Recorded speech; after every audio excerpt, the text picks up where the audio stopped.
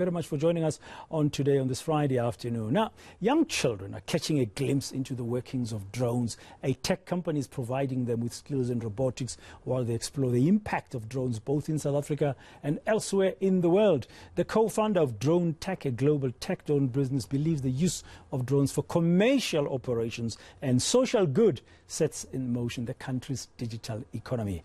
Well, she's known as well as the Queen of Drones. That's Queen Ndlovu, joining us now in the studio for more on this. Queen, good afternoon. Thank you very much for coming in afternoon to the studio on this Friday afternoon. Good afternoon. Yeah. Thank you so much for inviting me. Yes. You are known as the Queen of Drones.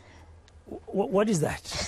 Who is this Queen of Drones? Yes, I breed drones. I think about the drones. I'm a droner full time, you know. But my name is Queen Ndlovu. I'm the CEO and founder of QP Drone Tech.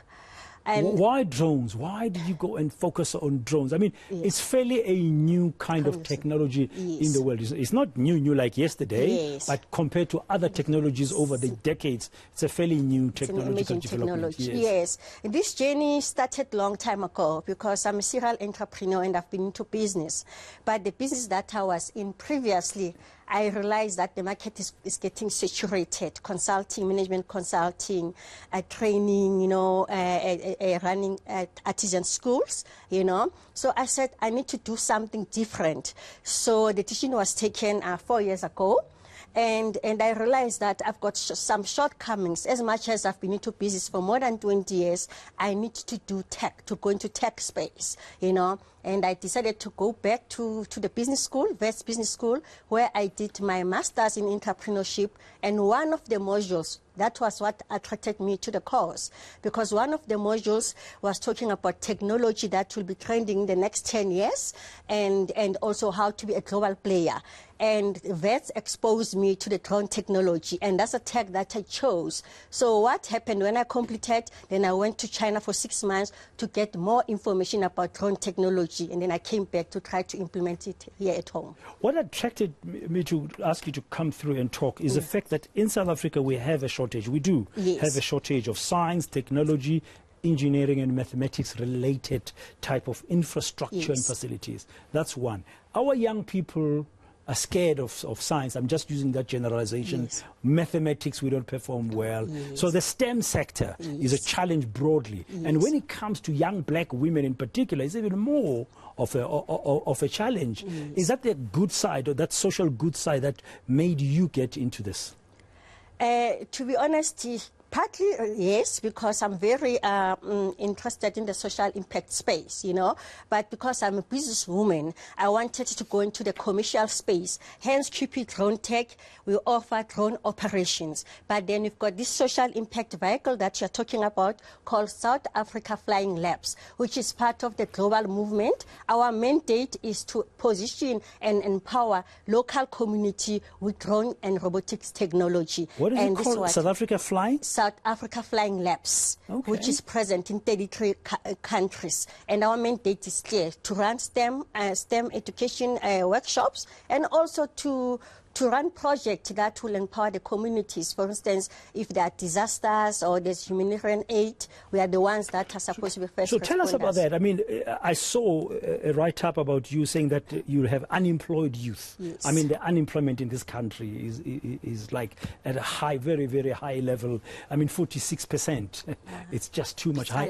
And 75% of that is young people. So who comes? Who are you reaching out to in this technological space who's unemployed? Yes.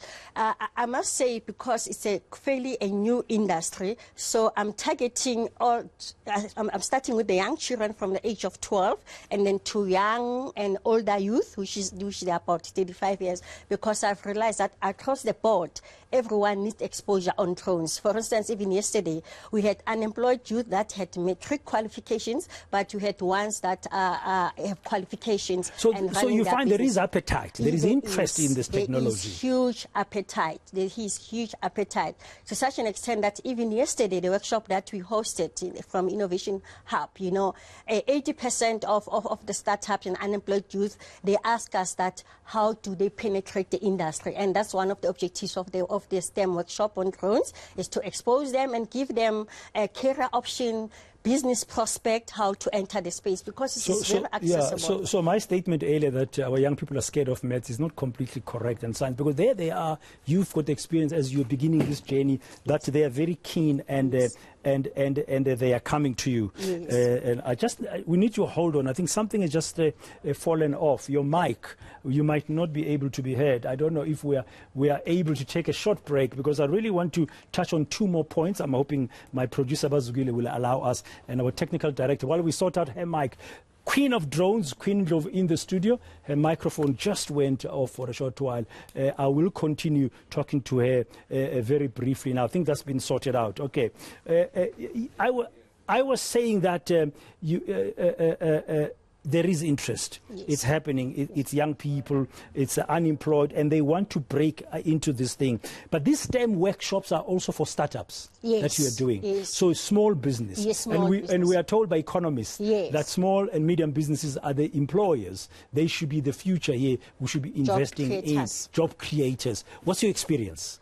It's so true, you know, and what made us excited yesterday with our colleagues when we hosted this workshop, there were about 8 startups, you know. They were involved others were involved in construction, others were involved in archaeology, others in tourism, you know. So what we got exposed to yesterday is that they can actually apply drone technology to add value to their current business that they are running, and they were not aware that they could do that, you know. Yeah, now you mentioned construction. I mean, there's many industries where drone technology can be applied to. Yes, give us some examples.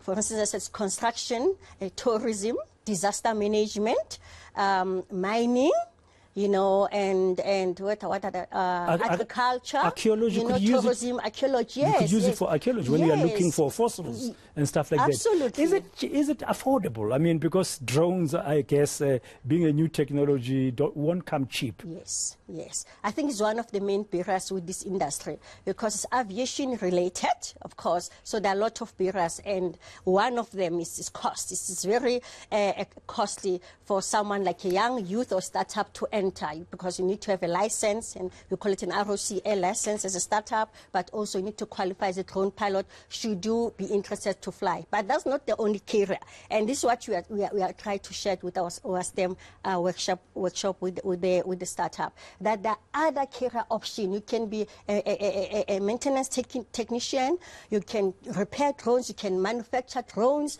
you know. So they shouldn't be worried that I need to be a drone pilot and it's expensive, then I can't enter the space. There are a lot of other options. Yeah, there's a number of touch points on that value chain. Just broad enough for everyone. Finally, do you think, Queen, that our to access capital has always been a challenge for entrepreneurs? You've been an entrepreneur yourself. Yes. Do you think with these technological advances that are being made, our banks will be open to, or there will be people who are willing to, ready to fund? Because entrepreneurs always cry that we have an idea, we've got a brilliant thing, we want to get going, but we're not getting the money.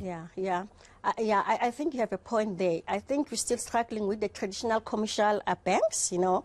But I must say I've benefited from some of the government agencies. Like our startup is incubated at the Innovation Hub, you know, giving us an infrastructure to hold our workshop or to have So meetings. Don't just look to the commercial funders. Yes, and there could be agencies that the government is running. Yes, and the foods money as well, family, and we've got corporate like PricewaterhouseCoopers. They are my enterprise development partner. You know, they assist us with other advices. There is that small matter of enterprise development. Yes. Okay, I think we've now we've run out of time. Okay. We've had a little bit. I'm glad you could come here. But if a young person was watching now, somebody wanted to share this with somebody to say, hey, there's a drone technology, this is happening there, what would your message of encouragement be to them as an area to consider for the future?